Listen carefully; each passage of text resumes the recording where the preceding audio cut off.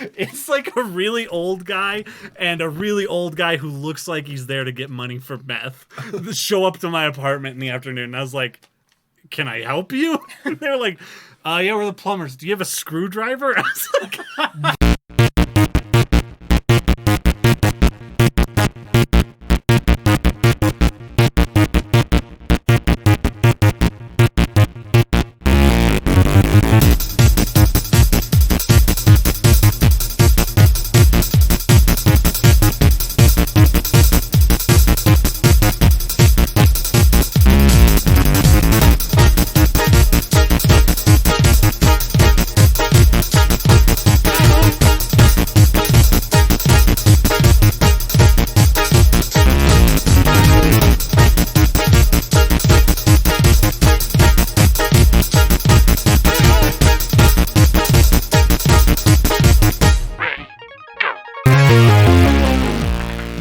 welcome to the Rewatchers on the Pod, where we are currently watching The Leftovers. We watched Season 2, Episodes 7 and 8 this week and are ready to discuss them. You're here with me, Tyler Harris, and... Gwen Hammer. Tyler McKinley. Justin Hammer. And boy, oh boy. It's good to have you back. Already we're doing better than last week. I highly doubt that. Don't worry. We went around the table in the opposite direction last week. Oh, no! Yeah. Oh, no. Rookie mistake. No, we did. Did we? I thought we did. Didn't we? I swear. Yeah, it we came did. up. It went I know we talked about Tyler, Justin, Katie, Katie, Gwen. then Gwen. Yeah. That's the right way. That's the same way. That is the same way. Okay. It's yes. just starting in a different place. But okay. yeah, Yes. so it is, Yes. All right. But So yeah, it's only a little bit cursed. the process does rely on Gwen kicking off the names. That's what I should have I really told fucked you. up recommendations because, like, Katie, you'll go second. And then I realized Justin and I shared something. So I was like, fuck it. No, Justin. And then I was like, oh, yeah, I forgot something. Oh, my God. So I didn't listen to the whole podcast last week. I did listen to the recommendations section. I was so fucking mad because it's like we had so many things in common with things that I was ready to talk about that week. And fuck. Oh, I missed out. So We can revisit Mortal Kombat and recommendations this week if you want. I'll just have like a brief addendum to last week's recommendations at some point in there. But okay. Anyways, here we go. Episode 7 and 8, Season 2 of The Leftovers. Tyler's been gracious enough to write down everything that happened, and I am here to read them as quickly as possible for your feeble brains. Here we go. Episode 7, Kevin wakes up to a Nora in a babyless house. Jill has no desire to free your father from his bondage link. Yeah, bondage kink. Excuse me. God isn't helping Jill. God isn't helping Jill because she said "fuck" in his house. That's the rules. Kevin is mad. People can't call a duck a duck. Patty wants Kevin to perform the ancient rite of the pharaohs. Michael is a backseat driver, but in the passenger seat. I don't know what that's called. How many light bulbs does it take to change Virgil? Kevin and Virgil discuss a cure for Patty for the second time. Virgil was John's attempted murder victim. Patty wants to settle it in Smash, but Kevin's a father with no time for multiplayer games. Lori wants to check if Nora was telling the truth about Tommy and decides to throw a surprise party at the gate. The Pixies, you fuckers, you're not getting it. The Pixies, you dumb animals. Kevin and John bust out the finger paints like true homies. Lori starts by being a good therapist and ends by being a very bad therapist. Kevin makes a suicide pact to get Nora back. Simeon's name is Edward, and he's who Kevin should aspire to be. Kevin is proud of himself for outsmarting himself. And if the next episode is about Tommy, I am also going to put a gun in my mouth. Wow, very lucky. Episode 8, Kevin awakes from the Matrix. Purgatory is weird, and God is definitely a Twilight Zone fan. Kevin Garvey is Jason Bourne. Kevin does not want a sequel to Nevermind by Nirvana. Virgil gives Kevin the outline for his semester at fucked up Dreamville University. This is like the train station purgatory scene in Harry Potter, but less J.K. Rowling and more Stephen King. Smashface returns to conduct the torture scene. The guy from My Big Fat Greek Wedding wants to cure Kevin's eyes. Kevin's dad does his best impression of those brothers in Mist who talk to you through the books. Yeah, that's so bad. Wayne needs to shit or get off the pot. Fuck Neil. It's gun time. Kevin bangs Patty. Kevin kills Fat Neil. Now he'll never get to play Advanced Dungeons and Dragons. You must choose, Spider-Man, the noose or child murder. Well, you bastard. Kevin goes all Jamie Lannister on Demon Child Patty. Stone Cold Stewart gets his ass handed to him by Patty Geography 11. Kevin baptizes Patty. Kevin harnesses Beatrice Kiddo, Jesus Christ, and George A. Romero as he Night of the Living Christ himself out of the grave. Wow. Ugh. It's a good episode. Episode 8s of shows. I just like them. Yeah. Or at least of seasons. I don't know. Whatever.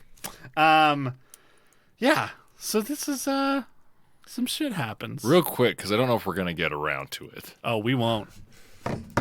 when he's like, Patty, what do you want? And she's like, there's this goblin in Egypt that you need to come into. You didn't think we were gonna get to the cum goblin? That's what you were worried that we were. I guarantee. I'm very worried. I really want to talk about this because I learned like literally 3 days before off of Reddit that a legitimate ancient rite of the pharaohs is to masturbate into the Nile, and I'm trying to remember why. Fuck, I can't remember. They would do it because when like the Nile is like Ra's spilt seed on the ground or something like that. And the pharaohs, like, to replenish the Nile, since they are like the servants of Ra, go out and just like it was like a ceremony apparently.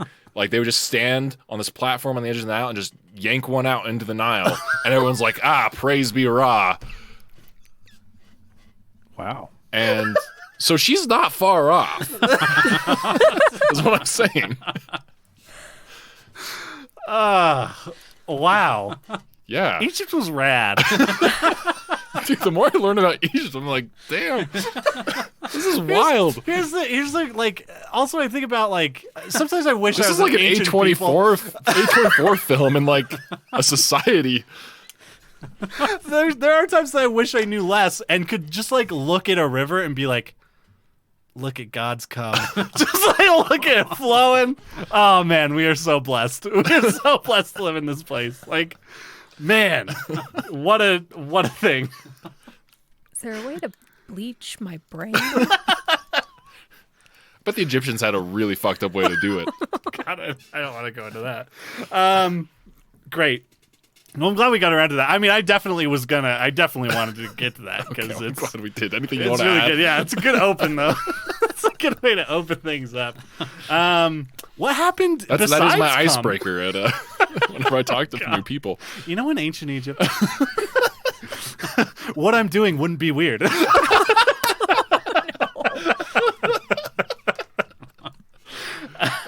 All right. Ice broken. Nile replenished. We can just talk about this the entire thing. I was gonna say it's probably a problem that we started with this because I don't want to talk about anything else. Sorry, you had somewhere you were going. I ruined it. Oh man, I don't even remember. Who gives a shit? Yeah, okay, let's it really is hard to talk about anything after that. So let's talk about Kevin. We need to talk about Kevin. Is that the name of that movie? Yes, I've never seen it, but that is the name. Neither of have that I. I've heard it's very disturbing. I almost wanted to watch it before I came today so I could make a "We Need to Talk About Kevin" joke. We got a whole season left. I'll figure it out. I'll try to get one. Anyways, Kevin just fucking abandoned, handcuffed to the bed. Starting to see maybe the holes in this plan as far as what's going on. But yeah, I will say, if I walked into my dad's room and he was handcuffed to the bed, I don't know how long I'd stick around. I don't know. It's not. I mean, she knows about it, right? Like the plan. Does she? I think she did. Okay, maybe she. That's did. the vibe I got. I mean, Jill's an adult now. We tell her everything. She's kind of our mom now. Until she screams "fuck" in a church over and over. I mean, like, honestly, Certain moms that's do that. been the most constructive way to deal with pain that anyone in the show has True. come up with. Screaming "fuck" in a church, I mean, no one ended up in a cult or drinking poison when she yelled "fuck." So That's I'm gonna say she is the most mature and productive. I can't argue with that. I think that's a good. I mean, it depends how you define productive, but yes. Okay, so Nora leaves, fucks off with Mary and Lily. Baby Lily. Yeah, I guess let's just start with kind of impressions of this first episode real quick. Figure we'll kind of leave episode 8 for its own kind of little thing. But yeah, this is, I mean, I think that one of the things this season does so far too is a lot of these episodes are more focused on single characters, which I think caused them to make some interesting choices as far as the stories that we're not super exploring, like with Lori calling Nora like briefly for that scene in the last episode, and then her showing up in this episode, because we still don't really know what's going on with Tommy. We don't know what happened, what their adventures as cult recruiters and demigods did to them. But I do think that that's interesting, and I guess I like that about this season. I just like it because we don't have to watch Tommy too much. yeah, that's true. Less If Tommy. episode 9 is about Tommy, though, if any of these episodes are just Tommy episodes, I'm gonna scream. I don't think so. Maybe that's a lie. The next episode might very well be about Tommy. Great. But anyways, but yeah, I guess what are you guys' kind of impressions coming off that Nora episode? And into this one, kind of seeing her having left and all of that. I don't know. You guys. I mean, like, my first impression was, Jesus, Nora, like, but she's got a disabled, a comatose woman to take care of, and a baby, and her own shit. Maybe, yeah. I don't know. Yeah. That's a lot. Yeah, it is a lot. I mean, I don't blame her for taking off. I think I blame her for not trying to communicate afterwards. I think that's a bit irresponsible, I guess, considering that man needs help. Like, yeah. Well, and boy needs therapy. yeah. Well, and I think like I think one of the common like complaints that we had about things in the first season are like, these people need to fucking talk. And I mean, they're talking now, at least. There's a lot of talking at the beginning of the season, and like, they're better at communicating. And I do like the scene at the end of that episode with Nora, because I like what it does for Kevin's character. I feel like, especially in this episode, if you're to look at Kevin Garvey from episode 1 of this show versus Kevin Garvey now, he's like a very different person. And some of that's totally out of his control, and it's been this other transformative thing that seems to be working on him. But I do like that, and I think that moment with Nora at the end of that is really great. Which does make her being gone, a little heartbreaking. It's hard. Like what I was saying, it's understandable. We've got all these other spinning plates, and one of them's a baby and the other one's a comatose woman. Those are probably the plates that you should focus on. But yeah, it is difficult. So much Patty in these episodes, which I'm a huge fan of. I think probably my favorite performance in the show is Patty Levin. But yeah, I think that moment at the beginning, that reveal, is like kind of a gut punch. It sucks. Especially since Patty's the one who said it. He didn't figure it out. I mean, unless he is Patty. Like, yeah, coming from Patty, that makes it so much worse. Yeah. Or just like Patty represents all of the things that he thinks, and is a way of him processing what's going on around him in the world. So for him to wake up and the first thing he thinks is Nora's gone, and Patty's the one who says Nora's gone. Yeah, I think that makes sense that Patty would be the one to tell him, since she's on him, in him, or whatever the thing is, stuck to him. Yeah. Yeah, well, and I think like we do get some more reveals about that. Well, some possible reveals about that relationship. Even just in this episode, in his conversation with Lori, where she's like, "No, yeah, her husband's that shit guy that I told you about." And it's like, oh yeah, okay, so you did.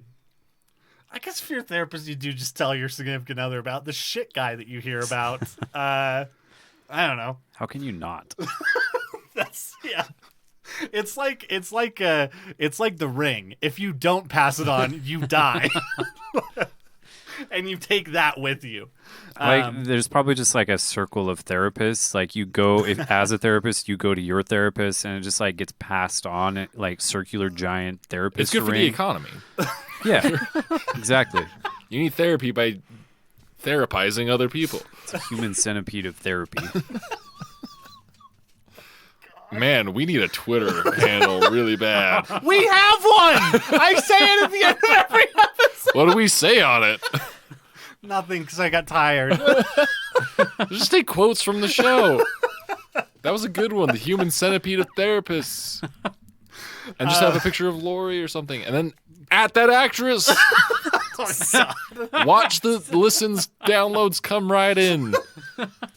Watch them come like a pharaoh in Egypt. Like, oh man, best trivia. Okay, but yeah, Patty's definitely like just. I mean, I'm very heavily on the theory that like Patty is just, unless they're trying to throw a misdirect, that she is the inner monologue of Kevin at this point. She's not really a ghost. You might. I don't know, man. After episode 8, I might be a believer. Really? Yeah. I do. I think that that's a good point, because I think that these episodes, if episode 7 goes a long way of being like, oh yeah, this is Kevin's thing. At the end of episode 8, there's certainly some things that are like, oh, I don't know. Yeah, I think that's. Yeah. We'll need to discuss. I mean, what happens to a mentally ill brain when it dies? That's not the part that convinced me. It's the second convenient earthquake that saves Garvey's life.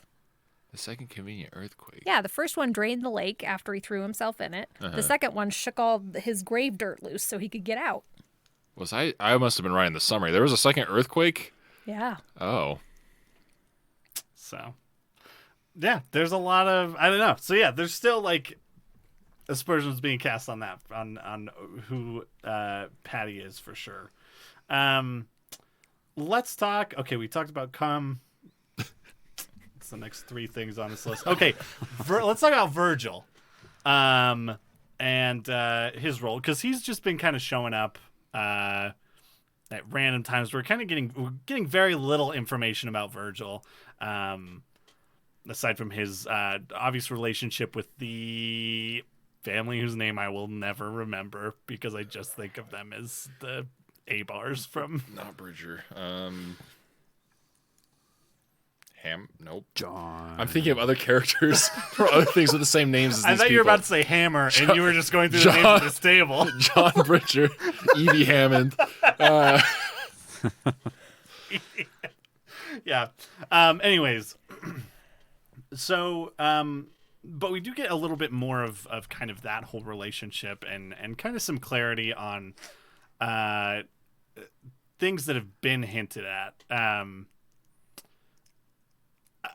I think Virgil's a really interesting character, especially given the amount of screen time we actually get with him, versus the role he plays in the story, which is giving people magic poison and then killing himself to become their guide. I guess it depends on where he's at the next episode. Sure. Like, if that's his normal shtick. Yeah, that's true. Or if he's like, this is a one-time thing. Feels like a... I mean... all of us are like, yeah, that's how that works. But I don't know. What are your guys' impressions kind of in Virgil? And I mean, we also get to reveal... I think one of the other things this show does that is both frustrating and really interesting is how much stuff we hear about but never see. The idea of like Kevin going out there on like the first night that they're there and having this conversation with him. We've had a couple other things like in the first season, kind of some stuff with the Guilty Remnant, all of that we've like hear about, but we never necessarily specifically see. And yeah, I guess I'm conflicted on that choice, because I think it's, in some ways it's a really strong choice. And like, I think gives the audience this interesting leeway to kind of poke and prod at those truths to see if they're actually true or not. But also, there's like some really crucial shit that I kind of wish that we knew. So I don't know, but yeah, what are you guys' kind of impressions of this stuff with Virgil that we've seen up to this point and his role? I think that Virgil has kind of like become this, to me at least, he's been kind of like the idea that there still is some supernatural stuff going on. Like everything else seems to be explained mostly, but then like Virgil knows about stuff that he maybe shouldn't know about, or just has like a tendency to be able to determine somebody's issues. And then obviously all of the stuff that we're going to go through, how he kicks off episode 8. So I feel like he's kind of been like this force that's kind of dragged me forward with the supernatural unknown aspects to all of this. Whereas like I was starting to feel more resolution around kind of the other mysteries, I think, with the show. Feeling like there wasn't like necessarily like big questions that I had anymore. I mean, there still are questions, definitely, but like the mysterious, I keep saying supernatural because that's like the best word I think for it, but aspect of the show is kind of like been Virgil's role so far, I think, in this season.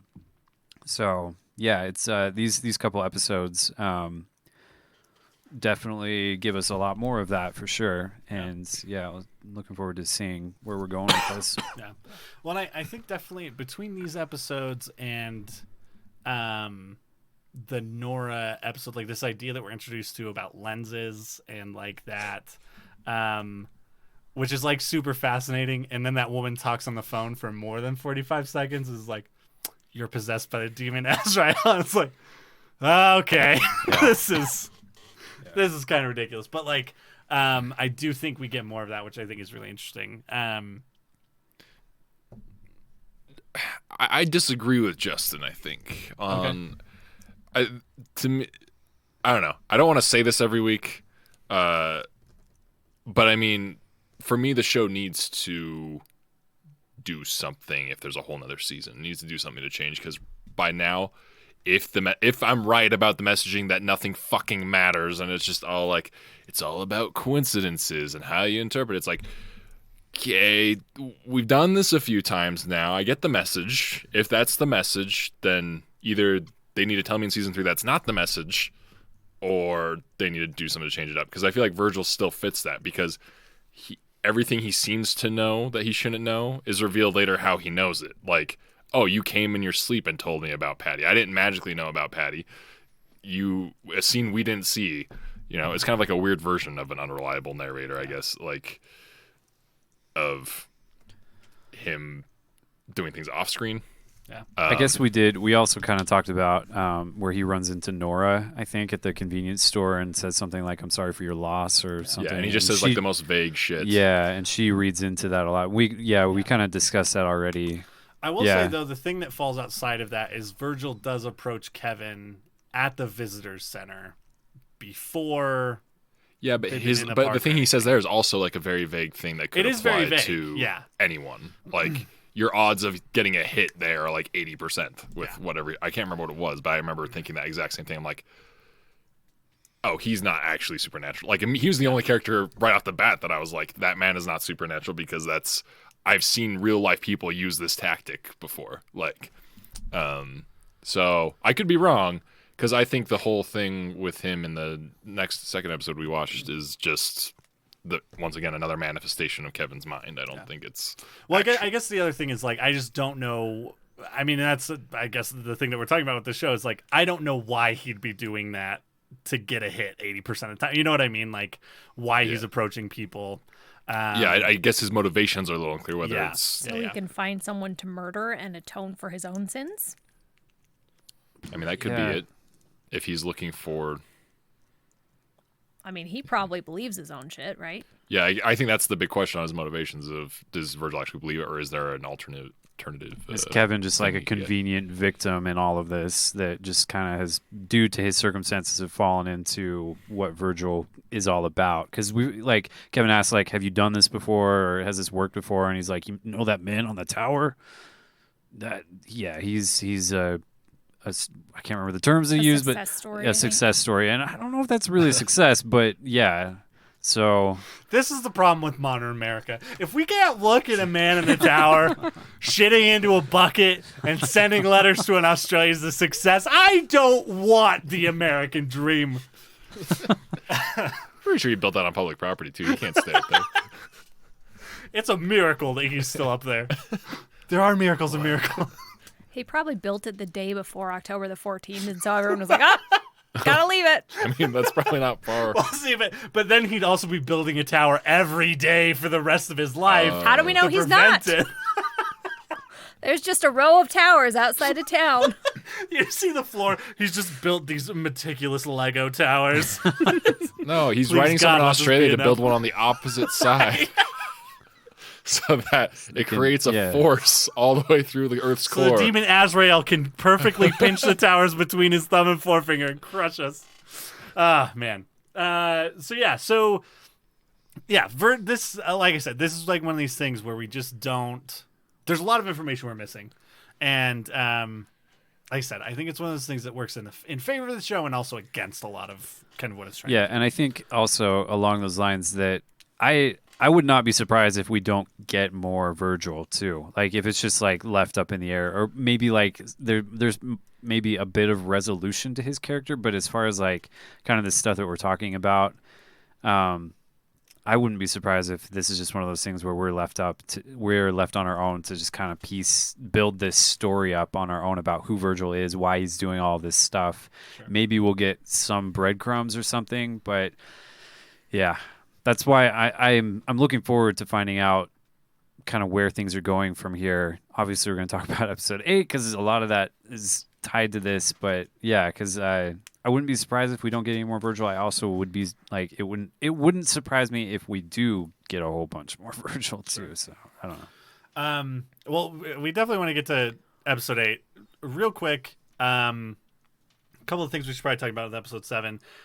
We have Kevin going to the fire station to get help to get this handcuff off his wrist. She inadvertently just steps into having his palm print scanned into a machine, which, man, that can't feel good because we all know his palm print is on that car. And I'm trying to remember if anything else significant happened to Kevin in this episode. Just Lori coming in and all of that with Lori and Jill, and yeah. Oh man, poor Jill. That's a fucked up thing that Kevin did in this episode. Yeah. I think this episode, more than anything for me, like Kevin's brokenness was just so on display in this episode. Like the entire time I'm just thinking like, please don't do this. You really do need help. Like I'm just cheering for him to like get the help that he needs. And of course, like it just feels like every decision he's making is the wrong decision. Yeah. And I liked that you made the comparison to where he was when we first started with season 1 and how in control he was of everything to where he is now, where he's just like everything is just wrong. And like he's trying so hard to figure things out and he just can't seem to make the right decision, even when it's like right in front of him. Like Lori tells him what he needs to do, and that's not like he just can't do that. It's heartbreaking. Yeah, and I think especially in that phone call with Nora, kind of that moment that I think tips him fully onto that. I'm gonna do this. And it's like you want him and Nora to succeed. Like you don't want them to be broken up, and like you want Kevin to succeed and get this taken care of. You're like, this is not the way to do it. Yeah. But then we get episode 8, so it's like, all right, cool, do your thing, and I'll just enjoy this. Yeah, I think the thing with Kevin's situation in particular, it's because I mean, Kevin's not like the most likable guy, but like, I mean, it's still kind of unclear whether he actually has a mental illness or if he's chosen by some force we don't understand or whatever. But looking at it from like a mental illness thing, like I think his dad and what happened to his dad is like a huge part to kind of empathize with him making the horrible choices that he does make in this episode. And some others is like, I mean, your dad went to a facility, they gave him medicine and it did nothing. Like, and considering you have the same thing, they're going to do the same thing to you. And so it's understandable being like, well, I'm not fucking going there. Like, I'm going to do everything I can to fix this on my own without going there. So, I mean, I think that becomes a huge point. And then once he's fulfilled that purpose, they send him to Australia to communicate through TVs. Yeah, well, man, we're going to talk about that. Holy shit. There's also like a huge shame element. Like, I don't want to be like my dad who went crazy and burned down a library. I'm ashamed of that. I don't want anything in myself to be like that. Yeah. Yeah. All right, I think we're there. I think we should talk about episode 8. What if the handcuff swelled his hand up so much that his palm print changed? And then he's like, we saw the teaser for the next episode. They're like, he's gonna be like, but it's gonna be another fake out. It's gonna be like, guess what? It's this other guy who's got these really big fucking hands. we need a guy with giant hands. Jesus. Yeah, that's they're kind of like your palm fingerprints, but they're too big to be yours. I mean, if you were a cartoon character, yeah, I'd get it, but Must be Big Hand Jones. it's just Isaac. It's just the same guy they already kicked out of their town. They're like, he's got the hands. He's Burn like, the not witch." again. We're kicking you out to the motel further down the street. for murder. We call jail motels here because it's a we don't talk about bad things because it's a miracle. I don't know. Okay, episode 8. Just your classic case of international assassinations and intrigue. It turned into Hitman. Yeah, it did. It was so close to being Hitman. He went back to change. Yeah. All his outfits were gone. Oh, man. You played Hitman, Gwen? No.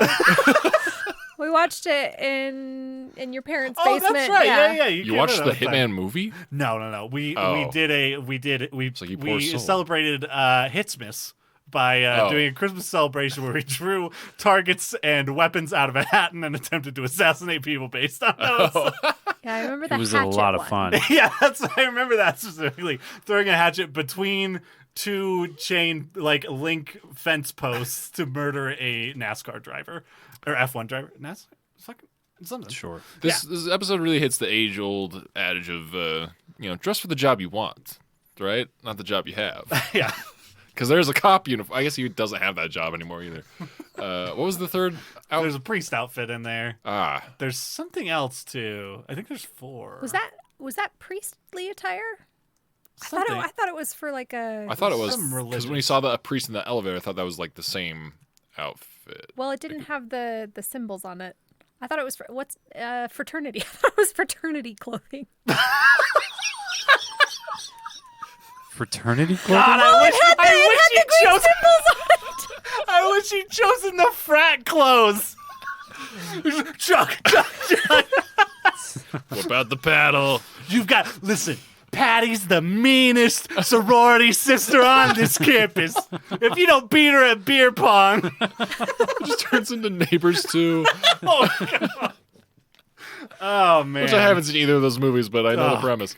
Yeah, man. Oh, man. I watched Neighbors 1. I'll tell you this. I didn't watch Neighbors 2. Shocking. Okay. So, yeah. Fucking just fully naked Garvey it just falls out of the tub and becomes an assassin. I do think it's worth noting, and this kind of comes back later in the episode, what's the placard read? It's like, no know yourself and choose your attire or something along those lines. Like, know what it is you do. Seems like something my grandpa would have on his closet door. Yeah. And his whole closet would just be suits. I'm a suit.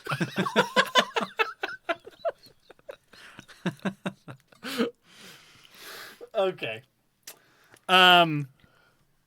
Yeah. I guess just what were your guys' thoughts kind of going into this episode? I mean, I assume none of you were expecting an episode taking place entirely in a fictional hotel, featuring, a guy that I served my mission with as an extra, not credited on IMDb. It's a travesty. Oh, really? Yeah. Huh. Anyways. You had a very celebrity-filled mission. Did I? Who else was in it? You met the singer. Oh, well, yeah. Yeah. It was meant ironically when I said that. No, but this is actually a missionary who was in my that I was serving. Yeah, anyways. Yeah, what were guys' kind of first impressions kind of going into this episode, I guess? And I was just ready to get into it because I knew I had this feeling that we were just going to be seeing some weird shit. And I was like, yes, finally, let's get into this. This is going to be great. And it was awesome. I loved this episode. I love it so much. This is top 3 episodes of the show for me. I really do love this shit. I mean, you must love this episode, Justin, because, I mean, you point out Garvey's great confused look, which he does nail, but it's the entire episode. Yeah. He has that face plastered on. And It's kind of been the whole season, too. Katie and I were talking, like, I don't think Garvey's been dry this entire season either. Like, he is just constantly sweating. Yeah. And then you see him without clothes on. It's like, if I looked like that, I'd be wet all the time, too. It's not a brave choice. Okay. I don't look like that and I'm wet all the time. Yes. If I had a choice. So. I did, yeah. Along those lines, that was one of the things I was thinking in that I was like, holy shit, he's doing Harry Cavill, the whole dehydrate yourself until you're just like your skin is paper thin, like because you just got to look super shredded for the screen for the bathtub scene. It doesn't fucking matter how shredded you are. Every bathtub scene. It's all like a sexy bathtub scene. I beg to differ. I mean, whatever gets you going. You must get really hot in that scene in The Matrix that I referenced where they come out of the tubes. And yeah, you can check my letterbox list of movies with great sexy bathtub scenes. Dude, Shape of Water. Why don't we have a letterbox for shit like that? We should. Yeah, you can follow us on Letterboxd at Rewatchers a Pod. I assume no one's taking that. Fuck. I'll throw it out right now. Commodity. Man. But yeah, so we get. I'll say it, the best fight scene so far in The Leftovers, I think. And with better camera work than all the Bourne movies that came after Identity. Yep, that's fair. And then, oh man, I was going to look this up too. Never mind. I'm not going to say that now. But Virgil is in this hotel. He's the concierge. Who kind of plays dumb early on, but then is like, fucking meet me in the parking garage for some shit. But yeah, I'm trying to remember what happens before that. The girl drowns before that, right? Or she's in the pool? No, she's standing by the pool. She's standing by the pool, okay. We get... There's a bird flying around. Yeah. As he's walking down the stairs. Fire alarm goes off, which we find out later why. Yeah. So we get like the flash of the TV in his room, and my first thought was it's his dad. That was like, I was like, yeah, that's his dad for sure. Yeah. Let's talk about his dad real quick because it's one of my. That's a great scene. Oh my god, it's one of my favorite parts of this episode. So we know he's gone to Australia. He has this whole, like, he apparently knows how to navigate this world and visit it and is just getting super fucking high in Australia and sending people bouquets with punny. A card that says "Get well soon." Yeah, but he's like, it's supposed to say "Throw her in the well, son," or whatever it was. Yeah, yeah. Take her to the well. Because whatever dude is tending the fire for his dad is not doing a great job. Yeah. Which is the spirit's antenna apparently. It looks like they're just like lighting a bed on fire too. Like fire's burning on the hotel bed where they're staying. And I like how his dad says like, we're in the same room. Like, and then the fire alarm is going off because the fire is burning in the same room. Yeah. This is very Twin Peaks stuff kind of going on, like Black Lodge shit happening. Like, yeah. I really love Good this times. episode because are your guys' dreams like this episode?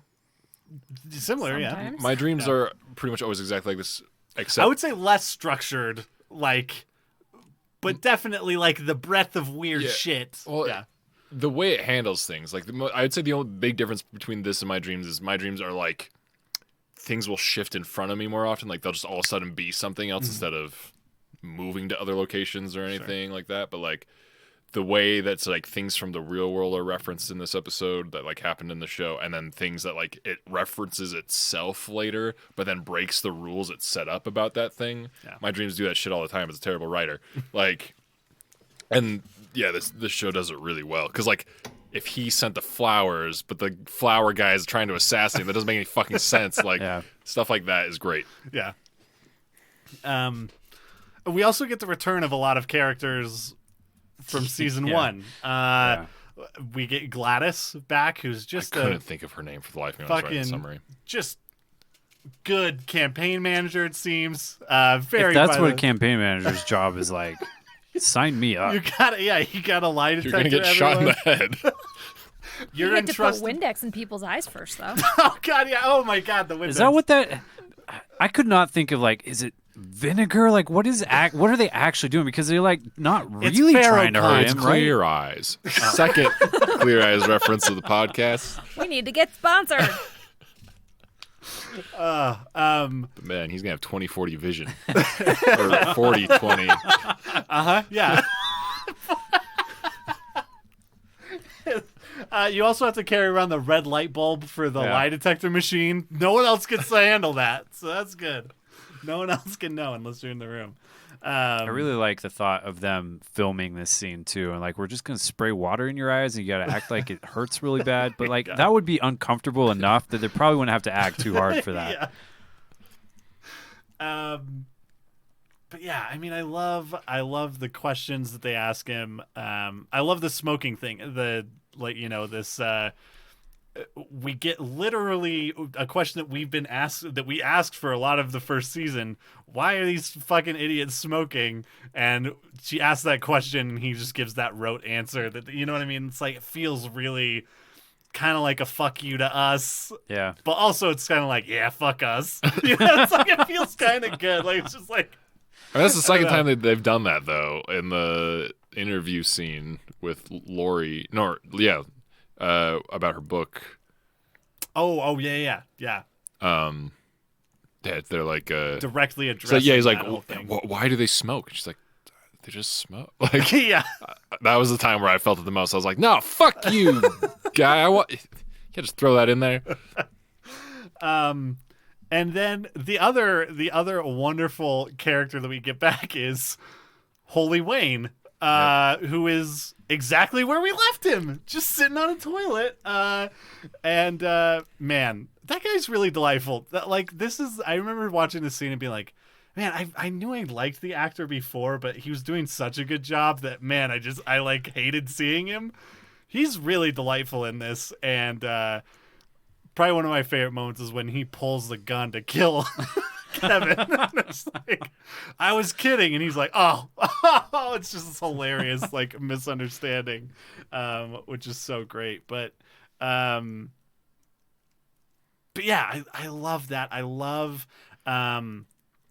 one of the other moments, kind of before we get too far from it, is that conversation with Virgil in the parking garage where he's explaining the assassination plan, and he talks about the gun behind the toilet, and that's immediately what I think of. Like when I hear that, is like, oh, like Godfather, and then like this moment of realization between them, and he's like, wait, you mean like Godfather? And Virgil's like, Like Godfather. It's like the idea of them subconsciously stealing like this one of the greatest like film moments of assassination is really wonderful. But yeah, that stuff is so good. And I think it's interesting. We, kind of going back to that conversation with Kevin's dad and the placard that he sees in the closet early on. His dad's like, "You're not a fucking assassin, you moron. Like, this isn't going to work. This isn't what you're actually supposed to do." But for us to get that whole thing played out and like, I don't know. I think that's such a cool and like fascinating thing about this whole episode and how I don't know, just the way that kind of the way you're talking about this dreamlike state that it exists in, and it's great. But yeah, let's talk about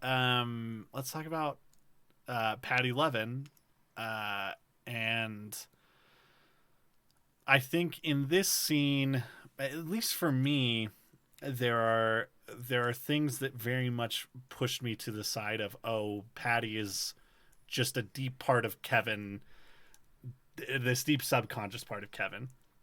One of those moments is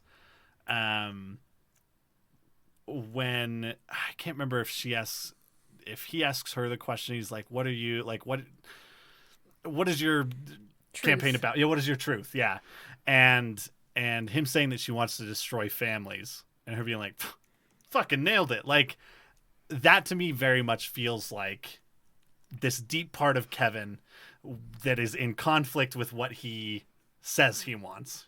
Which we have this idea of like. He wants a family. He wants that security, but also it seems like everything he does is in direct conflict with that. And so it felt like this, to me, that feels like one of those moments where it's like, oh, I'm starting to understand what Patty is to Kevin a little bit more. Now as the episode goes on, there are other things that pull it back the other direction, but I think that that's like a really interesting and fun moment. But yeah, I don't know. What are you guys' kind of impressions of that Patty scene? Is there anything that kind of stood out to you along those lines of reveals, or just, I think it's a delightful scene. That particular scene, or just the Patty stuff in general? In general, yeah. I mean, yeah. If whatever. I feel like we're just kind of talking about Patty at this point because I want to. But I thought the Jeopardy thing was really interesting because we hadn't got any hint of that anywhere else. That was the only thing that came from Patty that we hadn't heard elsewhere, I guess, or couldn't have heard elsewhere. And I think I'm going back. Like, I still like the second earthquake is very convenient, but I mean, it was a lot of things in the show, though. Yeah, but it was also very the first earthquake was. Well, there's been three. There's the prehistoric one, the one that drained the lake, and the one at the end of this episode. The first earthquake was tied thematically very closely with the October 14th. And so I think I'm going back toward, it's just a natural thing that happened that we can't explain. But the Jeopardy thing, that's the one thing that's pulling me back in the other direction. Sure. The only thing I could think of would be that it'd be Lori told him, like, if your contestant was on Jeopardy, that might be something you would tell your spouse. That's true. Or it was something that Kevin. She's in the community too, right? So maybe they knew about it. Yeah, that's fair. Or Kevin just saw an episode of Jeopardy where that happened and projected it onto Patty or something, which would be a weird thing to do in that moment. Yeah. I mean, he pulled the grandpa pedophile into his death hotel, so yeah I don't know, was he actually a pedophile? I'm trying to remember that reveal, and I wanted to say that came from like a possibly not Patty said reliable it, source, but I was thinking it before Patty said it, just the way he talked about doing unnatural things with the part of him that got shot, and then talking specifically about hurting John. Well, and the idea too that he is doing this to atone for something. He directly, mentions that. So yeah, it's never explicitly laid out, but yeah, I think there's enough there for sure. I think that's one of those things. Like I bitch a lot about the mystery box and shit and leaving things unsaid, but I think that's one of those things that works where you don't have to spell it out. Enough information is presented. All you need to know is that he wronged John's family in some way. They don't want Michael going over there, and he feels like he needs to atone for something. That information is presented enough that we know, and that's, in my opinion, how you make that work to tell good storytelling with leaving that mystery still there. Yeah, for sure. So are we assuming that he did something to Evie? Is that what is being insinuated?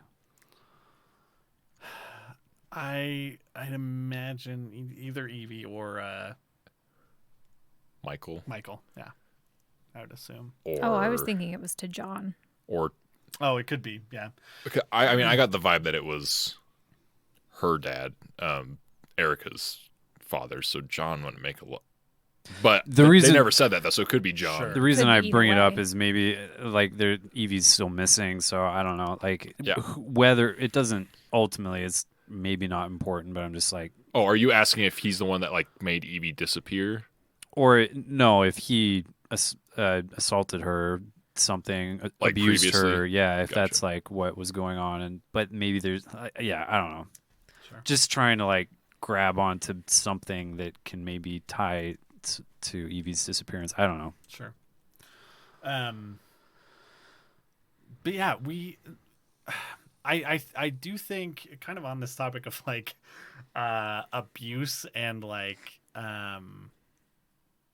stuff, the choice of having Patty be this little girl in that dream, and like kind of the idea that the implied relationship between her and who we later find out is Neil, as a father-daughter relationship, but then having it be revealed later by Neil that that's not the case, but that it more just kind of works as this visual representation of the power dynamics in that relationship, I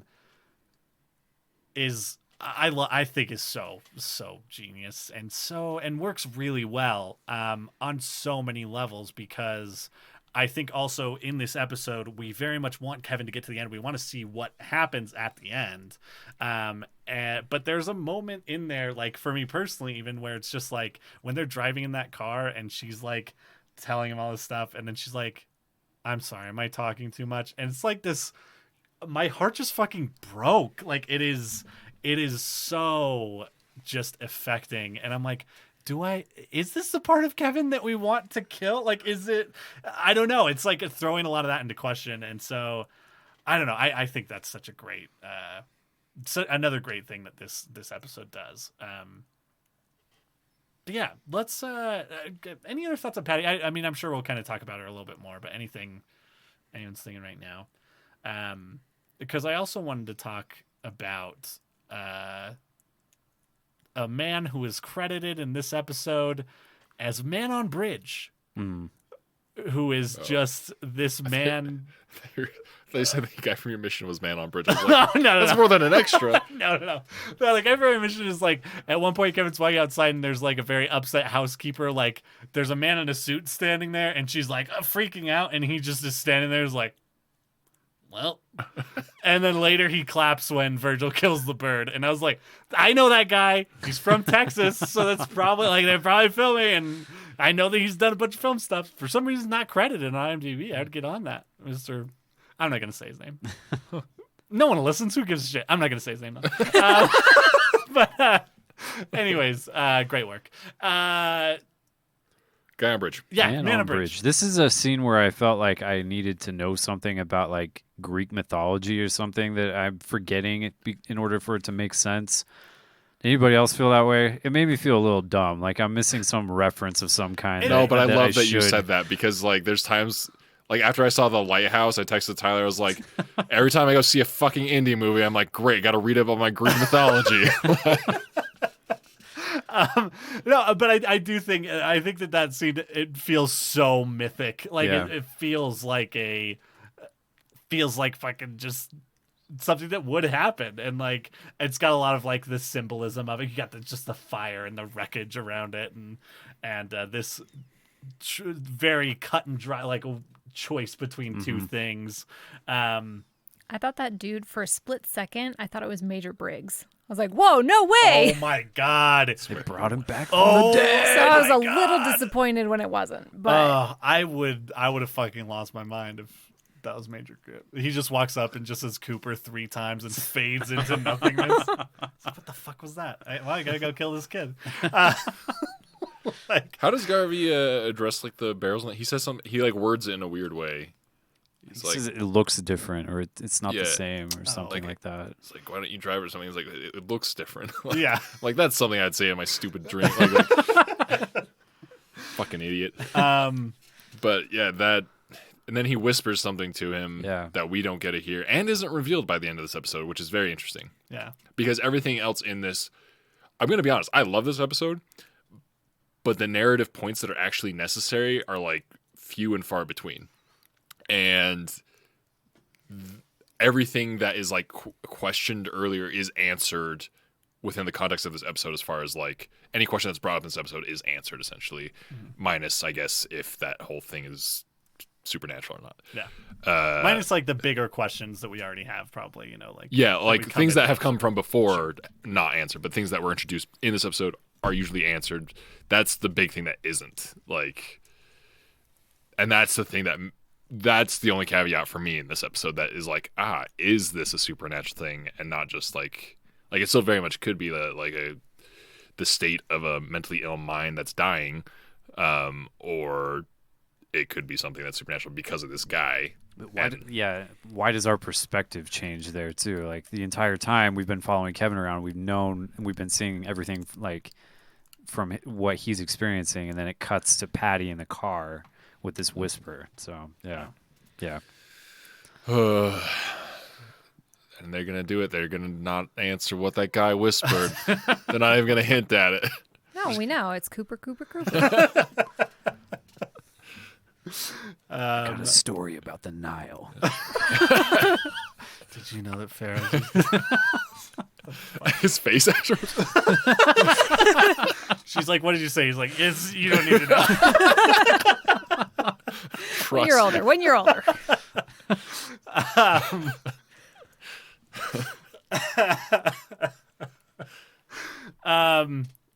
But yeah, I will just a little note to throw out there that guy's accent did seem to be from Australia. A place with big spiders.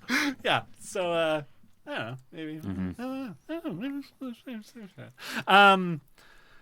So yeah, then we get. Did we ever get a fucking answer about the dogs from season 1? I'm just remembering that because I had a weird theory about spiders going through my head. Now I'm like animals, dogs. I don't think. No, we don't know whose dogs they are.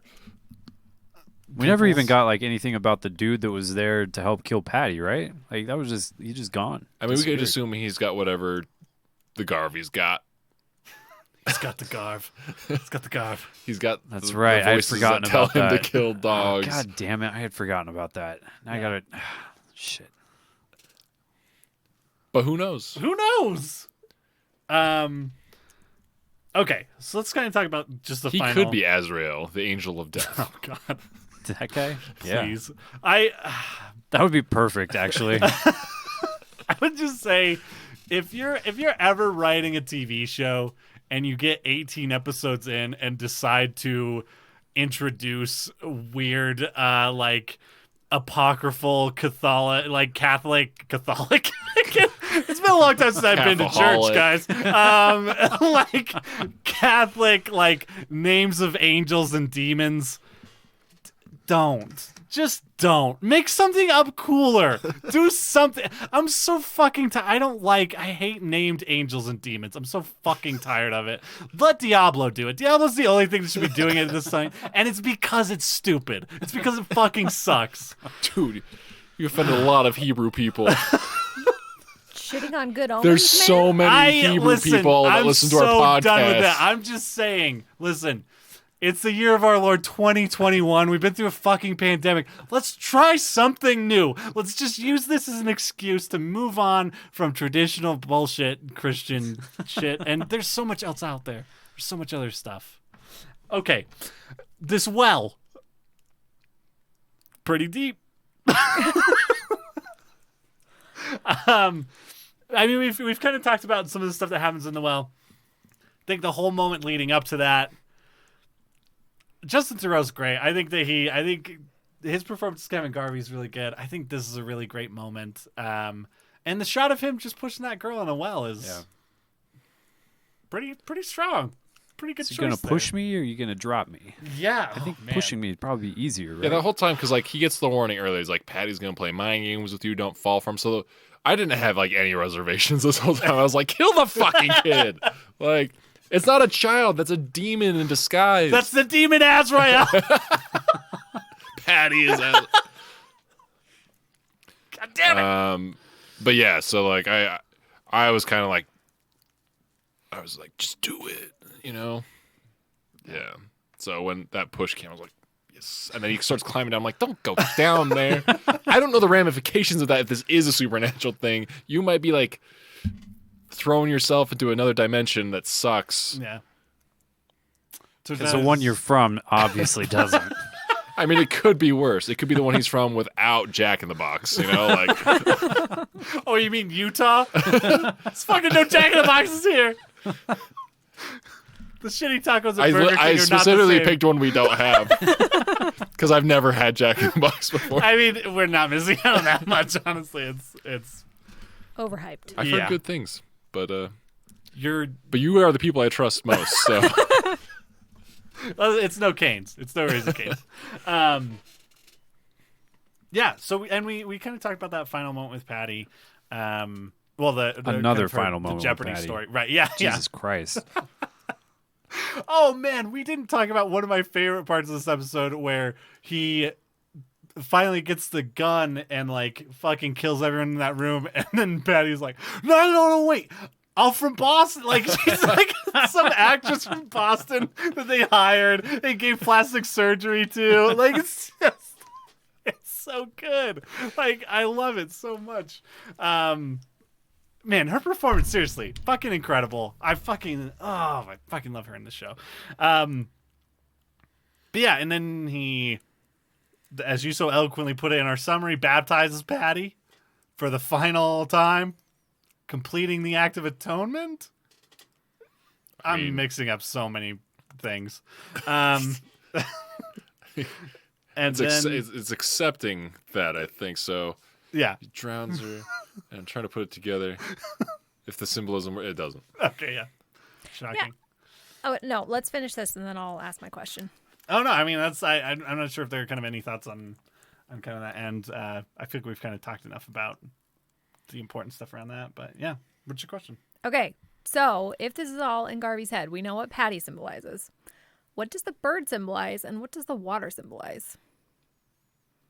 Oh yeah, we didn't talk about the don't drink the water, which is a very important drink part the of water, poison. Emperor's New Groove, anyone? Mm-hmm. It's been too long since I've seen that. I used to be able to quote that whole movie all the way through. That's the only thing I think about when he's like, you drink the water. He's like ashamed. He's like, I did. Oh man. I mean, it could just be the poison. Like we're talking about it, but like maybe it's just. Yeah, but he willingly drank the poison. But he might think he's being duped. Yeah. I mean, as far as the bird, the water represents the Kool-Aid, the metaphorical Kool-Aid, you know, and he doesn't want any of that because it's Patty's Kool-Aid. They further metaphoric. Fuck. They in metaphored.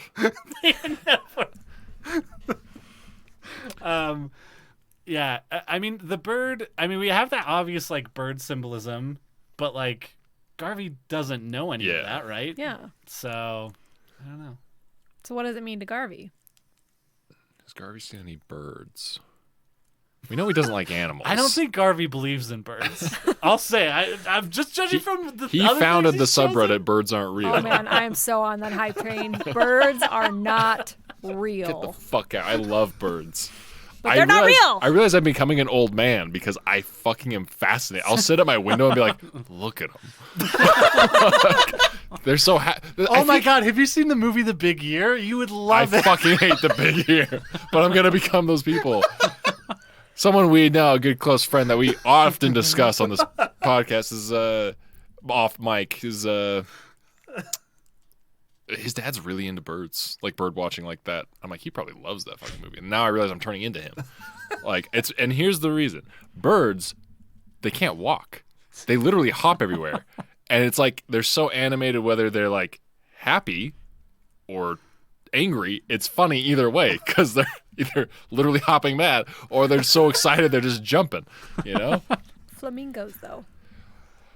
Yeah, but they're freaks. Flamingo. Hey, some of my best friends are flamingos. Flamingos, like big, huge fucking birds, like ostriches and flamingos, are like. I mean, I like them too, but they're different. I guess ducks walk, and I fucking love ducks. It's more of a waddle, though. It's like barely. But ducks are S tier birds for me. Okay, like nothing is equal to ducks. Keep going with this, please. This is going to be on the Patreon. We will have a full tier I love list. ducks, and then it's like. You're right. I mean, birds of prey are like kind of their own separate thing too, right? Like they're badass. Like they're not cute. They're like, yeah, fucking nosedive at 70 miles an hour. So you're talking like a character from It's Always Sunny in Philadelphia right now. Like this feels like a scene that you just lifted from that show. You understand? Katie has to live with this. This is not something that I'm just pulling out of nowhere. This is like a lot of years of like built up excitement over. Avian culture, like Avian culture. We're gonna get you a flamingo for your front yard. Oh God. Sorry about that. Anyway, so I think that clears up what the water and the bird are about in this episode. Yeah, I have no more questions. Yeah, I figured. Okay, great. Okay. Before we end the episode, I do want to ask one question because it is, I feel like at this point in the season, very easy for it to kind of get lost. We've talked about it a little bit, but is the disappearance of the three girls, is that a departure or is that something else? What do you guys think? It's something else. I think it's something else. Okay. I'm probably on something else as well. Okay. I think the fact that the car was all locked up and stuff was inside and everything was turned on is like a red herring, and that they were out of it. I think they got sucked into wherever the water went. Yeah. Like if it was an earthquake, it opened up a sinkhole or something. That's my theory right now. Think too, because I've locked my keys in the car before. Not when it's on, but it could happen. Okay, can I tell you one time when I was this is so many years ago I don't even want to say how many. I one time was going to college, was late to class, got out, ran into class, went to class for about 3 or 4 hours, came outside, was like, where are my fucking keys? Walking out to my car. Car is fucking on and locked. And I tell you what, I had the air conditioning on very high. And when I got in that car, I was extremely cold in the middle of August. So, yeah, I mean, I understand doing some weird shit with cars and keys, when you're a teenager. Did you have that guy? Happens. Did you have to call that guy to come unlock, get the keys out? Yeah. Yeah, I did too. And so the title of that guy is The Guy That Wants to Start a Conversation That You Really Don't Want to Have. Got a similar story that I can tell off mic. Oh, good.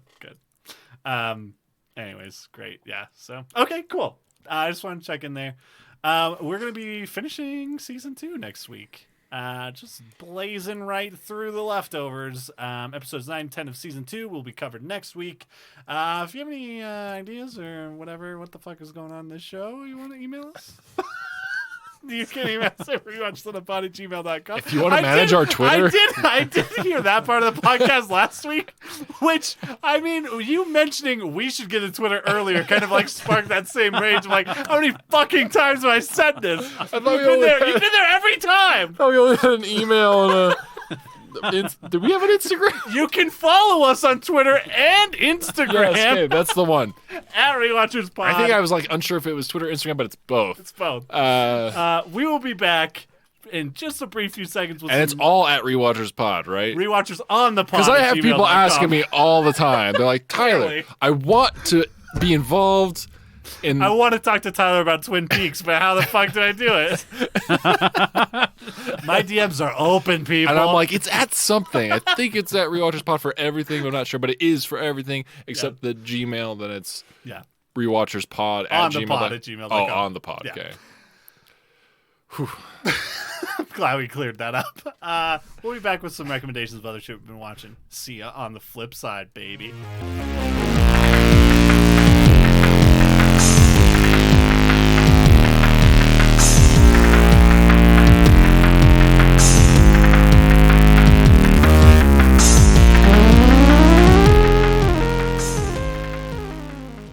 Welcome to the recommendation section of the podcast where we talk about other stuff that isn't the leftovers that we've been watching, reading, thinking about, redditing, tweeting, clouding. I don't know. Whatever. Gwen, what do you have for us this week? So I finished the last two novellas in the Murderbot Diaries, Exit Strategy and Rogue Protocol, and then Exit Strategy. And they were good. They were fun, but I think the series started stronger than it ended. And it's soft sci-fi all the way through, but in the last one, it got a little extra soft. It was like, I'm not a developer. I don't know how to write code, but I'm pretty sure that's not how computers work. So kind of took me out of it a little bit, but it was still good. And I still bought the following novel, which is the first full novel in the series. So I'm excited. What's the name of the author in this? Martha Wells. Okay. Yeah. Okay. Cool. That sounds interesting. Yeah, that's it for this week. Okay. I'll go real quick. This is my official addendum to recommendations from last week. Let me start with Mortal Kombat. I know it came out as an anti-recommendation on this podcast. I'm not going to flip that to a recommendation. I'm going to add a little asterisk next to that that's like, it's fucking free on HBO Max, people. Email me and I'll email you the timestamps for shit that you need to see. Yeah. Second of all, if you ever had to secretly play Mortal Kombat at your cousin's house when you were 8 or 9, there's probably something in this movie for you. I mean, did you watch it with people? Yeah. Okay. I watched it with my dad and brother. I would say that's the way I would recommend it. Yeah, for sure. Like, for sure. I couldn't recommend it in good conscience to watch it by yourself. Yeah. Also, as just a side recommendation to the Mortal Kombat movie, I do want to recommend, I think I might have recommended it on the podcast before, but if not, here it is. The Mortal Podcast, which is a comedian and TV writer named Ben Meckler, who also has a great Twitter side hustle of writing fake reviews for movies that then get picked up in every review aggregator in the world when he's never seen the movie. But he has one of his friends on every episode, and he deep dives into the lore of one Mortal Kombat character every episode. And man, the lore of Mortal Kombat is fucking insane, and it's really fun. So yeah, check it out. It's a great podcast. Second, Nier Replicant, I have been playing a shit ton of over the last couple weeks. Are you to the good part yet? Here's the thing. I'm one of those people who's like, it's all the good part. I like all the parts. But yeah, I mean, this game has like multiple endings, obviously. Not as many as Nier Automata. Like they didn't do the whole like 26 endings thing. But man, there's something about those games that I really love. I think there's some really fucking awesome design choices. Have you gone to a mansion yet? I went. That's another place that I went to. That I was like, this is clearly It's for not the ready. later Okay. game, so I am going to turn back. Okay, so this a minor spoiler. This isn't like a story spoiler or anything. A lot of these games have really like fun kind of meta references to other video games. And there's this awesome mansion in Near Replicant that basically recreates a lot of design choices of the original Resident Evil game. It's like you all of a sudden just go into this mansion, you can't run anymore. There's fixed camera angles, so you're hitting these points and just the camera angles completely like shifting, and you're, you know, blind walking into these hallways where there's just an enemy right in front of you when the camera shifts, like, and it's really delightful. And it's a thing that, like, I'm not going to say it strengthens the story of Near Replicant, but it was a thing that I got to and I was like, you fucking bastard. This is so good. Yoko Taro's an insane man, and I really like his games. And I really like the fact that this book has a character who is like, fuck you, book, you asshole. That's a literal line from this game, and it doesn't feel weird at all in context. It's just a thing that a character says. But yeah, I really like it. I've spent way too much time doing really kind of menial and bad side stuff. I think a lot of the side stuff in this game is not great, but that being said, I'm doing all of it because there's something about it that I enjoy. But yeah, Nier Replicant's really good. I mean, if I had to recommend a Nier game, I don't think I'd say play Nier Replicant first. Honestly, I would probably say start with Nier Automata. I mean, I haven't beaten Nier Replicant yet, but I remember there were points in Nier Automata where, like, why the fuck should I care about this character? Like, yeah, they were really milking for something, and I was like, I'm not feeling what you're telling me to feel right now. There's two characters in particular that are twins that I was like, I don't give a shit. Yeah. And they really wanted me to feel something. So, like, but they're in Nier Replicant, and as I started playing, I'm like, oh, there's probably going to be something that makes that whole sequence matter. Yeah. Well, and there's like some side characters in Nier Automata that I remember encountering and kind of looking at their backstory and being like, I still don't fucking understand this. But one of those characters showed up in Nier Replicant, and I was like, oh, fuck. They look way different from how they looked in Automata, so I'm like horrified for what's probably going to happen to them. But I don't know. I think I know who you're really talking cool. about. Yeah. Yeah. Anyways, you convinced me. I'll keep playing it. Okay, good. That was all. That was all I needed to do. I also played a little bit of Returnal, which is a new game on the PS5. I haven't played a ton of it yet, but from what I have played so far, I can tell that this game is my jam. I think it's something I'm definitely gonna like. It's kind of it's a roguelike. I feel like every video game I describe on this podcast at this point is like it's a roguelike. Wait. But it's a roguelike that's made by the people who made Resogun and Nex Machina, which are like these very arcadey PS4 games.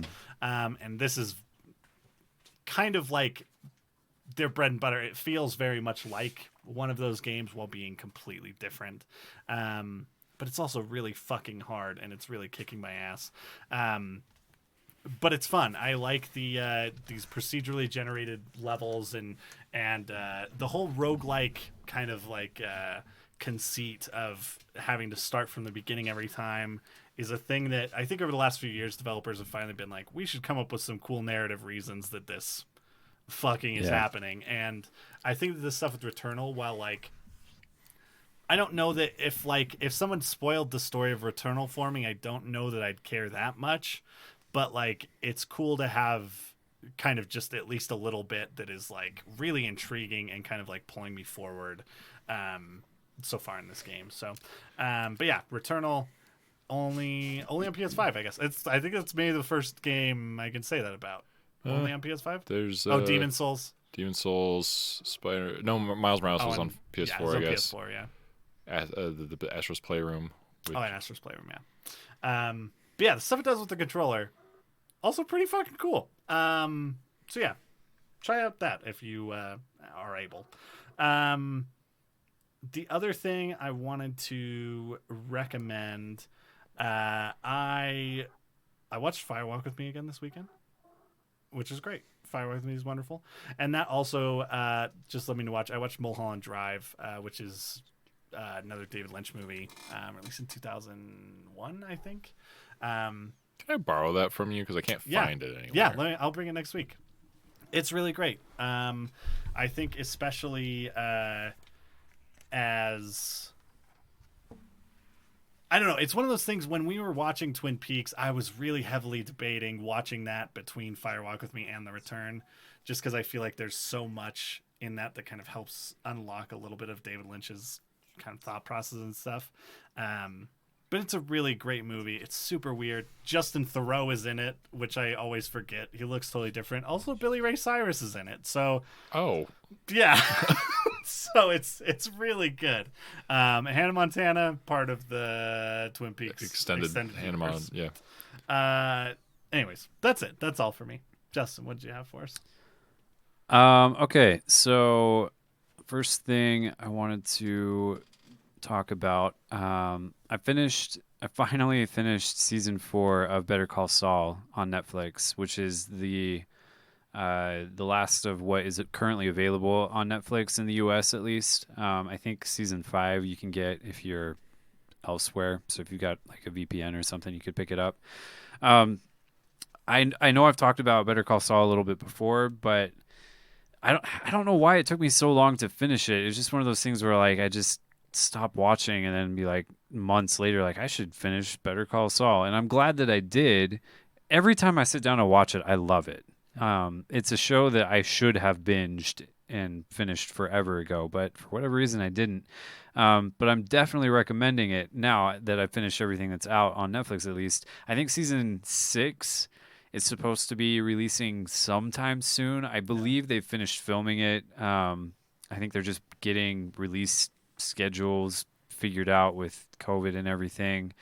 So when that releases on AMC, I'm assuming that season 5 will be available on Netflix. And I believe season 6 is the final season. It is, so, yeah. It'll be the final season. The great thing about Better Call Saul is that you can watch it without having watched Breaking Bad, and it's going to be fantastic. Like you're going to love it. I would say that Better Call Saul might even be better than Breaking Bad was. Breaking Bad's really good, but Better Call Saul it might be a better TV show. I fucking love this show so much. Having watched Breaking Bad, like obviously there's stuff that Vince Gilligan does, like there's callbacks. I mean, it's a prequel, but like you're getting references to things that happened during Breaking Bad. Like some pretty cool stuff happens where like in Breaking Bad, which aired forever ago, there are like names that are dropped, and then those characters you get to see kind of get to know a little bit some of those names. Like they become fully fleshed out characters in Better Call Saul, which is just great. There's a character in season 4 called Lalo. I mean that's a little bit of a spoiler, but he's great. The show is so good. I desperately want everybody to watch it because it's so good. And Bob Odenkirk is just absolutely amazing. The season finale for season 4, like I want to talk about it, but I can't give it away. I don't want to spoil it because it's so great, man. That your heart is broken and it's not, and you get furious and upset, and like it's just the emotions that you feel while you watch this are just so good.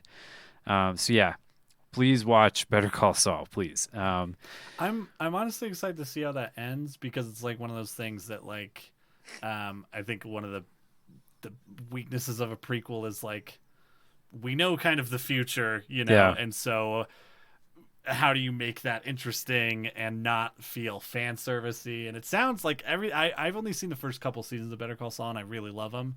But everything I hear about it makes it seem like, I don't know. I'm just interested to see if they stick that landing at the end because it's fucking hard. And I remember hearing about this show before they're making it. I was like, who wants a Saul good? Like, who gives a shit? But then I was like, I guess I do. I guess you made me give a shit. So yeah, I'm excited. I definitely want to check that out. Yeah, man, it's so good. So I watched that. I also finally watched Cabin in the Woods. And as a recommendation, like I'm definitely recommending it. I talked to Gwen about it this week. I basically just spoiled it all for her because she's not going to watch it, and so I told her what happens. And that's a great movie. I had a really good time. That's my kind of movie, like meta shit. That's just like I'm all about that. So it was really fun after watching that. Actually, like sometimes this is not fun, but I jumped online and was like, what did people think about this movie when it released? And like, because I wasn't aware of it really when it came out, and reading people's thoughts like on Reddit or whatever. They were posting 10 years ago now, I think, because I think it released in 2011. I can't remember. Yeah, I think it was right after I got home. Yeah. It was like one of the first movies I think I saw in theaters after I got home. So. Just it was fun to see like so many people like, this is the stupidest movie I've ever seen in my life. I'm like, holy shit. Like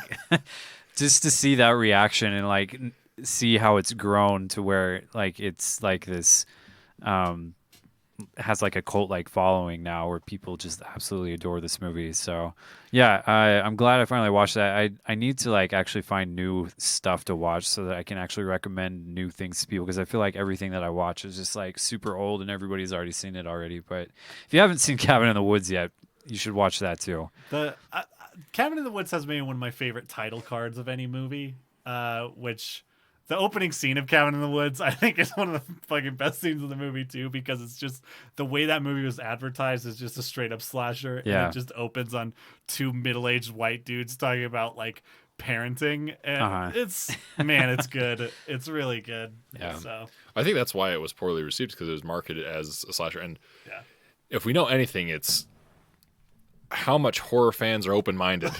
You know. They love innovative things. Dude, I'm gonna go out on a limb here, man. Horror fans are like the most prickly, like I'd say worse than Star Wars fans. Like they are like, we want it this way, and everything modern sucks. Yeah, it's But no, I think, and it's funny because like the advertising campaign for Cabin in the Woods, I fucking never would have gone and seen that movie. Yeah. It was like up to like a friend who I really trusted their taste to be like, no, you really need to fucking see. I'll go with you. I will pay for your ticket. And I was like, yeah, and I went and it was really good. I loved it so much. Awesome, Tyler, what did you have for us? I'm trying to think if I got anything else. So I did start today finally. Well, not finally. It's only been out for like 2 days, but I started watching Yasuke, the anime. Yeah, I mean it's made by MAPPA, so it's definitely an anime. It's got that sweet Flying Lotus soundtrack though. Yeah. It's based on a historical figure known as Yasuke, who is the the most prevalent, if not only, African samurai that was a slave who amused one of the shoguns in Japan and was like, haha, I've never seen one before. And was so amused that I guess he bought him and then became really good friends with him. I guess as good as friends as that power dynamic can be. And yeah, so I knew about him before this only just from the Wikipedia entry. That's basically my knowledge. This show takes a really interesting turn with it. Like, I didn't know what to expect when I heard they were going to do this. And basically, all the historical stuff is only done through flashbacks. And then everything else from then on is just made up fantasy bullshit. And it's wild. Like, it's wild. And usually when I say that, I'm like, it's good. I don't know if I can recommend this show. It's really hard to say because I've watched 4 episodes now. And MAPPA's the same studio who did Dorohedoro. And I adored Dorohedoro. In fact, I started watching it again this week. And so, I mean, that part about it's good. It's got the cool soundtrack to it. Lakeith Stanfield plays Yasuke, and he's great. Love that guy. But I don't know, man. It's really hard because what I've watched so far, it was almost like its own contained narrative, and it's like, okay, now we're gonna start the adventure part of the show. And I'm like, wait, what? Because like by the time I hit episode 3, I'm like, oh, is this only like a 6-episode thing? And they've dealt with the villain that's been introduced and now have moved on to another villain. And they never really left too far out of the original town. And now they're like, now we're going on this huge ass journey. And I'm like, what a weird first act that was kind of 3 acts in itself, but okay. Yeah, and I don't know. It runs into a lot of problems that anime has that I don't like. Of dialogue is just non sequitur after non sequitur, and there's no flow, and it's just that feels so bad. I hate that so much, and it also, with how wacky it gets, it also takes itself too seriously at times, and that's a bummer. I feel like the show needs to lean in. That's what I love about Dorohedoro is it's like it goes all in on its wackiness. And I mean there's a priest character in this who is there's one moment that just feels so bonkers, and I'm like, I wasn't expecting it, and it feels out of place almost. I don't know, I wish tonally the show was a little more cohesive, but I'm probably gonna finish it just because I don't know, I'm very picky about what I'm watching right now, and what I want to watch right now is like mindless garbage. So, yeah, I will return in another report for that. But so far, it's a hesitant anti-recommendation, but I will see. Okay, and that's pretty much. Oh, I don't know if this is fair for me to say. I attempted to listen to a Manchester Orchestra album that came out this week, and here's the thing: their second album, "Mean Everything to Nothing," is in my top 3 albums of all time. Like, I worship that album. Pretty much everything that came out after that, besides Bad Books 2, I like Bad Books 2. What about Bad Books 1? You know what Bad Books 1 did? That came after. I thought that was. Oh no, it was after. Yeah, so I like Bad Books 1 and 2. Yeah. I don't really like 3. Yeah, and it's because Andy Hull's. Right Away, Great Captain. Oh, I do love me some Right Away, Okay. Great Captain. I forgot about that too. This is for the Andy Hull completionists out there. But I think it's because Andy Hull's a bad producer. I think that's because that's the only thing that changed was he started being completely independent, built his own studio, and Cheese Freeman left the band, and that was a big thing. Yeah. I think I could take songs from like all of them and make like a 15-track album that I like, but this most recent one doesn't do any. I've got a lot of baggage with this because I want to like it so bad. It's just they take like Black Mile the Surface was just, here's a chord, I'm gonna do I'm just pluck, and I'm maybe gonna throw in another string for the chorus. I mean, I feel like you can describe Manchester Orchestra's output since Mean Everything to Nothing as just boring. It's a fucking struggle to get through songs. There were like a couple moments on this new album where I was like, is this going somewhere? And then the song ended. It's like, yeah. It's the best way I can describe it is it's a flat line. Yeah. It's not dynamic at all. Yeah. And that's what their past 3 albums have been. Even though there's like, I think Cope could be a fantastic album if it was A, not mixed like ass, and B, just had like they should have slid the ass slider down all the way. Why aren't they doing that on every album? I don't understand. It's a simple anyway.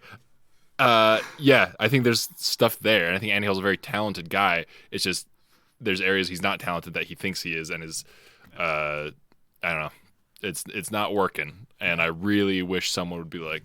I really wish someone that wasn't these pop influences now that he seems to be friends with. He's with the wrong crowd. He's hanging with people I don't approve of, and they're a bad influence on him. Just take your medicine. Just take your medicine. I told you about birds. Anyway, that's my rant on my anti-recommendation for Manchester Orchestra and a plea to Andy Hull. I know you're listening. Please come back to the light. Get a producer. That actually did remind me. I do have one music recommendation of an album that came out on the same day as the Manchester Orchestra album. But if you're into pop punk, Origami Angel just came out with a new album. It's a double album that they recorded in their bedrooms during the pandemic. And man, something about them damn kids, just fucking love them. I mean, this album has tracks titled such illustrious things as Mobius Chicken Strip, Neutrogena Spectre, it's just full of fucking puns, these guys. Footloose Cannonball Brothers. Listen, there's a lot of bangers. Just check it out. I think it's really fun. That also reminds me, I have a song recommendation. Oh boy. I don't know if I can recommend this whole band because they are very particular taste. But I mentioned last week I watched Way of the House Husband on Netflix. Oh, yeah. I watched the first episode of that. Well, I guess I watched the first, 7 episodes. Yeah. Every 2 minutes it was part 4. I was like, what's happening? It's almost like a comic strip. That's honestly, and the way it's animated in that first episode, I was like, is this just... Oh, yeah. I warned everyone last time. I was like, you got to deal with the animation budget of nothing. Yeah. But man, I love this character. Yeah, dude. But the theme song for this show fucking slaps. The band is, and I'd heard of them before, and when I found out who it was kind of disappointed because I was like, I want more of this, and this is not necessarily what they always do. But the song is Shufu no Michi by the band Uchikubi Gokumon Dokukai. I think you can just search theme song for Way of the House Husband. Either way, you'll get it. And man, I've listened to it so much. I never skip the intro because I'm like, this is the shit. It's really good. And it's just aggressive Japanese. I mean, punk rock is the best way I can describe that song. Yeah. The rest of their material is very out there. It's like if Against Me, went to college, okay, and made friends. Okay, with this is sounding very anti-Against Me at this point. Hear me out. Keep going. For their art degree, Against Me goes to college, meets up with System of a Down, and together they take a Japanese course. All right. You've just described the world's worst college. And that's what this band is. It's really bizarre. But anyway, that song, though, is kind of different, and it's I recommend it to everyone. You hear, Mom? You hearing this? Listen to it. Oh, I didn't know your mom was listening. Hi, Tyler's mom. Hope you loved the beginning of this episode. You should hear her theories on it. I would pay $1 million.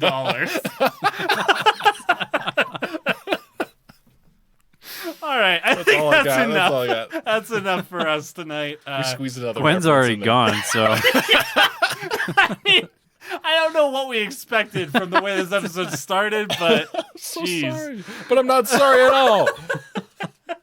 You had to know. That's need to know information.